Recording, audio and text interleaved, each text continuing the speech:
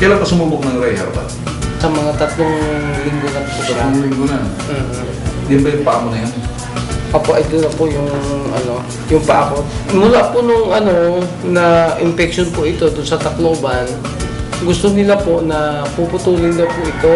Bakit daw? Dahil baka daw kumalat na yung infection. Ngayon po, hindi po ako pumayag. Sabi ko, baka pwedeng sa Cebu ako magpa-doktor. Oo. Ngayon, pagdating po doon sa Cebu, sa Perpetual Super Hospital, sabi ni Dr. Roscas, yung doktor doon, yung head ng mga orthopedic surgeon, na puputulin daw po. Pinapapili pa nga po ako kung saan putulin dito ba raw o dito. Sabi ko kung kailangan putulin, dito na lang siguro, medyo maiksi-iksi. Sabi niya, dapat dito. Talagang pinapuputol na. O pinapaputol na po ito, kaya lang nagkataon po na wala pong kwarto doon sa UERM. Ngayon, nung Ano ibig mo sabihin, mas maswerte ka dahil walang kwarto. Kasi kung nagka-kwarto, putol na paano? ganun nga po ang mangyayari noon. So, ba't ka napagpag kay Ray Herrera? Pag uwi ko po, napanood ko po kayo na naghahamon ni Carey. Sabi niya, galing muna bago bayad. Ngayon, ang nasa isip ko naman, hindi itong tao na to maghahamon kay Mr. Bintol po na hindi siya sigurado sa produkto niya. Kaya pumunta na po ako doon. Simula noon, binigyan na po niya ako ng herbal. Within 7 days na pag-iinom ko ng herbal, tinigil ko na po yung aking insulin. Hindi naman po ako nanghihina, kaya tuloy-tuloy na po yun. 1 week lang akong uminom ng herbal ni Carey. Noong 1 week, medyo nakikita ko po siya nangungulubot.